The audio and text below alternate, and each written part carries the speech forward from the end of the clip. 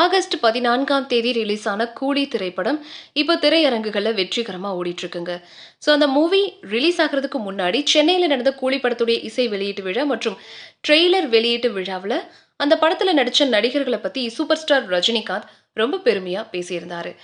அதில் நடிகர் சௌபின் ஷாகிரை பற்றியும் ரஜினிகாந்த் பேசியது இணையத்தில் ரசிகர்களால் அதிக கவனத்தை ஈர்த்திருந்துச்சு. அதில் அவர் சொன்னது என்ன அப்படின்னா, முதல்ல கூலி படத்துல சௌபின் ஷாகிர் நடிச்சிருக்கிற கதாபாத்திரத்துல என் கூட முந்தைய படத்துல நடிச்ச நடிகரை நடிக்க வைக்கணும் அப்படின்னு நினைச்சிருந்தோம். அது வேற யாரும் கிடையாது, நம்ம ஃபகத் ஃபாசில் தான். ஆனா லோகேஷ் அவர்கிட்ட பேசும்போது அவருக்கு டேட்ஸ் இல்லாத காரணத்தால ஃபகத் ஃபாசிலால நடிக்க முடியாம போச்சு. ஸோ அவருக்கு பதிலா லோகேஷ் யாரை நடிக்க வைக்க முடிவு செய்வாரு அப்படின்னு நான் யோசிச்சுட்டு இருந்தேன். அப்பதான் சௌபின் ஷாகிரை பத்தி லோகேஷ் கனகராஜ் சொல்லியிருந்தாரு. நானும் முதல்ல பார்த்துட்டு இவரால எப்படி அந்த கதாபாத்திரத்தை பண்ண முடியும் அப்படின்னு கேட்டேன். உடனே லோகேஷ் கனகராஜோ மிகவும் அருமையான நடிகர் சார், சூப்பரா பண்ணுவாரு, கண்டிப்பா நம்புங்க அப்படின்லாம் சொல்லியிருந்தாரு. ஸோ அப்போ கூட எனக்கு பெருசா ஒன்றும் நம்பிக்கையெல்லாம் கிடையாதுங்க. பின்னாடி ஷூட்டிங்லாம் ஆரம்பிச்சு 3 நாட்களுக்கு என்ன அவங்க கூப்பிடவே இல்லை.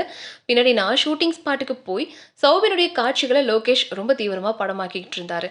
ஸோ பின்னாடி எனக்கு சௌபினுடைய காட்சிகளை போட்டும் காட்டினாரு. பார்த்துட்டு நான் மிரண்டுட்டேன். என்னம்மா மனுஷன் இப்படி நடிச்சிருக்காரு அப்படின்னு சௌபின் ஷாகிருடைய நடிப்பை ரஜினிகாந்த் மேடையில ரொம்ப அபாரமா பாராட்டி இருந்தாருங்க. கடந்த 1992 வருஷம் முதல் மலையாள சினிமாவில் குழந்தை நட்சத்திரமா நடிக்க ஆரம்பிச்சாரு. அதை தொடர்ந்து கடந்த 2002 வருஷம் ஃபகத் ஃபாசில் நாயகனா அறிமுகமான கையெத்தும் தூரத்து அப்படின்ற படத்துல ஒரு சின்ன கதாபாத்திரத்துல நடிச்சிருந்தாரு.